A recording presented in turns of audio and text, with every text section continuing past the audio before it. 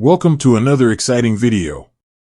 Today I decided to do something different, and in this video I will show you how to create recaps video without getting copyright claims.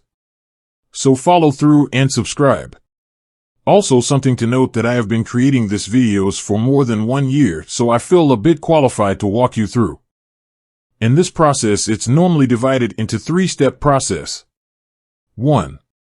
Creating the script and voiceover.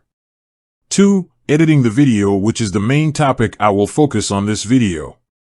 And 3. Syncing your videos and audio, then uploading your work. First, after creating the script and voiceover for the movie you need the video for it. You will need a good software, and in this field I normally use either videopad or capcut. So for this, let's log into videopad. I found it easier. Once you get to log in and upload your video, and make sure to cut the video into 5 to 8 seconds long, because if you use videos longer than that you will get a copyright claim from the owner of the video. So the most important thing is to keep your videos short and engaged to be able to give your viewers an engaging video. We hope you learned something. Make sure to subscribe and like for more education series. Also comment down below on what you would like to learn.